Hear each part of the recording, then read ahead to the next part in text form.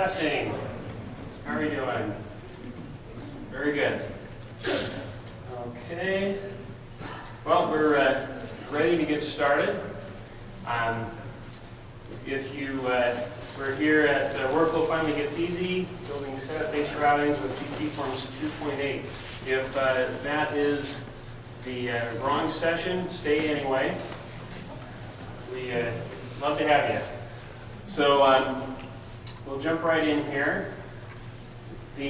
What we'll be doing here is we're going to build a PeopleSoft-based workflow routing from start to finish using eForms 2.8. We'll talk more about what that is in a minute, but rest assured it's all in PeopleSoft. We're going to show how functional analysts can implement workflow routings using a setup-based application, and we're not going to do any coding here today. So if any of you are allergic to code, don't worry, you don't need to take any Benadryl. We'll also show how you can make HTML emails in the process that look really nice and will brand your institution appropriately.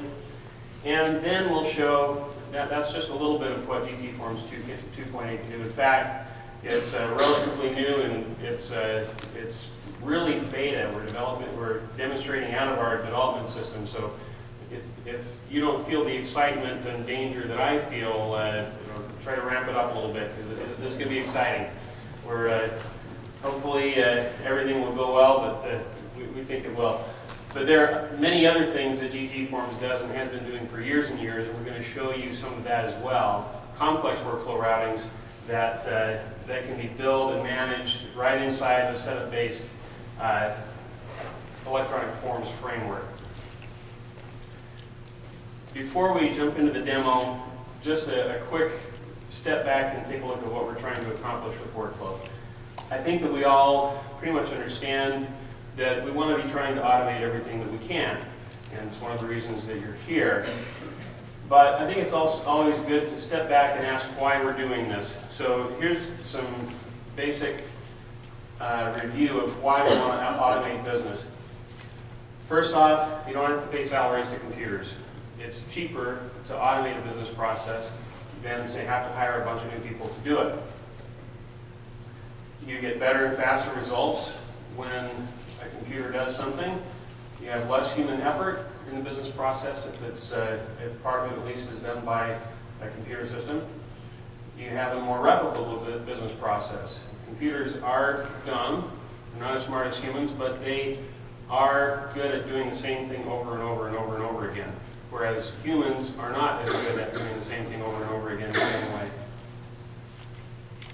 It's easier to train users to use a computer system, and it's easier to audit something, a business process that is running in a computer system that's stored there. You get all the advantages of storage, electronic storage and retrieval. You have more permanence because you're able to back up that information multiple times, whereas that's difficult to do with paper.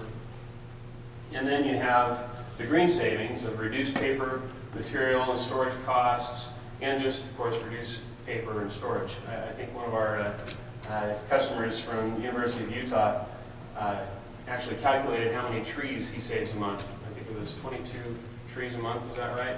No, 22 trees a month he saves because of all the paper that we got rid of. So that's the plan. That's what we want to accomplish. But there are some challenges involved in that, and specifically with workflow automation. One of those challenges is that workflow solutions are either too inflexible, as in they're set up for a business process that is not your own, or they're too feature heavy because they're built to try to match any business process. And one of those may be yours or may not, but you're bogged down in all the potential choices that you may have, that you have. Another problem that you have is that building custom workflow solutions is just too hard in delivered PeopleSoft. It's too technically heavy, and the more that you do, the more you step on yourself. It's unfortunate, but that's the way that it is in people tools. You just get in your own way. The good news is that, of course, we've fixed this, and that's why we're here, to show you what we've done. Okay? So we're going to do a quick demo, and we call this Fewsteps. Fewsteps stands for Functionally Easy Workflow. And we have commissioned a brave user from one of our clients to help us out, Kay Ryder, and we'll invite Kay to come up. Now, please give Kay a round of applause. She really deserves a round of applause because we have not shown her what she's doing. She is one of our clients, but she has not seen this. Can you verify that you Yes, have I not have seen not this? seen this. I have no idea what I'm doing. Okay, so she doesn't know what she's doing. As such, I am going to train her along the way, and we're going to do a simple thing. So I will be coaching her a little bit, but you'll be able to see it's not going to be that. It would be something that would be easy to train someone on. So here's what we're going to have you do, Kay. Okay? And we do have a time limit. I'll just let you know that. I won't tell you what it is, but. What we want is when anyone makes a change to user profile, you're familiar with user profile? Okay, this user main component. When anyone changes anything there, what we want is we want to send an email to the GT Security Data Steward. Okay, that's a role. And the person in that role is Bob Jerem. I don't know if you've met Bob. But that's who we're going to send an email to.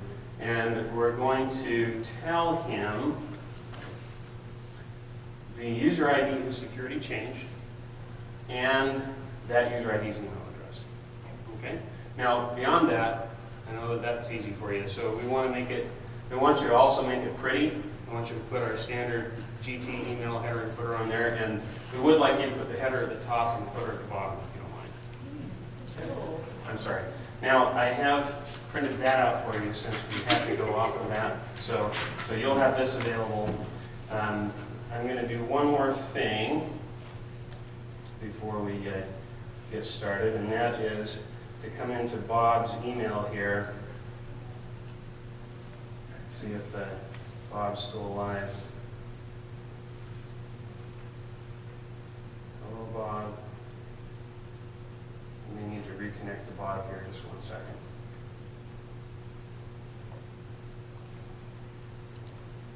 And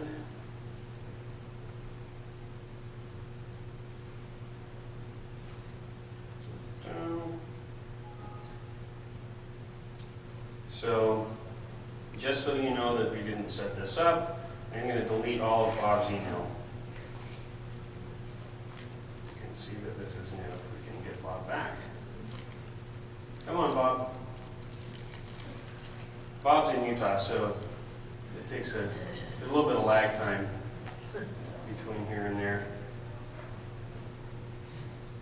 I think we're getting close. But let's say, so we do that. We'll hand that to you, and I'll get you started here.